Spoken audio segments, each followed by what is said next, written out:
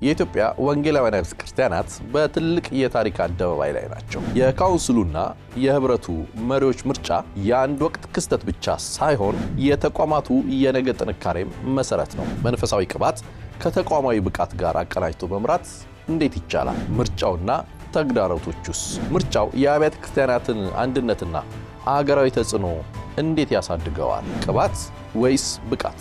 የትኛው ይቀድማል?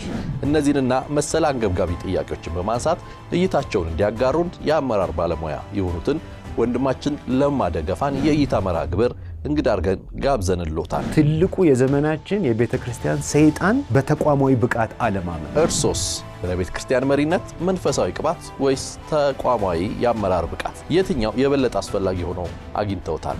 ሐሳቡን በኮሜንት መስጫ ላይ ሊያጋሩን ይችላሉ። ማክሰኞ ምሽት በኢትዮጵያ ሰዓት አቆጣጠር ምሽት 2 ሰዓት ላይ በኤክሌሲያ ሚዲያ ብቻ ይተላለፋል። የኢትዮጵያ ወንጌላውያን ክርስቲያናት በትልቅ የታሪክ አደባባይ ላይ ናቸው። የካውንስሉና የህብረቱ መሪዎች ምርጫ የአንድ ወቅት ክስተት ብቻ ሳይሆን የተቋማቱ የነገ ጥንካሬም መሰረት ነው። መንፈሳዊ ቅባት ከተቋማዊ ብቃት ጋር አቀናጅቶ መምራት እንዴት ይቻላል? ምርጫውና ተግዳሮቶቹስ?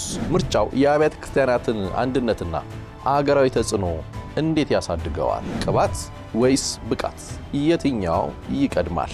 እነዚህንና መሰል አንገብጋቢ ጥያቄዎችን በማንሳት እይታቸውን እንዲያጋሩን የአመራር ባለሙያ የሆኑትን ወንድማችን ለማ ደገፋን የእይታ መርሃ ግብር እንግዳ አድርገን ጋብዘንልዎታል። ትልቁ የዘመናችን የቤተ ክርስቲያን ሰይጣን በተቋማዊ ብቃት አለማመን። እርሶስ ለቤተ ክርስቲያን መሪነት መንፈሳዊ ቅባት ወይስ ተቋማዊ የአመራር ብቃት? የትኛው የበለጠ አስፈላጊ ሆኖ አግኝተውታል? ሐሳቡን በኮሜንት መስጫ ላይ ሊያጋሩን ይችላሉ። ማክሰኞ ምሽት በኢትዮጵያ ሰዓት አቆጣጠር ምሽት 2 ሰዓት ላይ በኤክሌሲያ ሚዲያ ብቻ ይተላለፋል።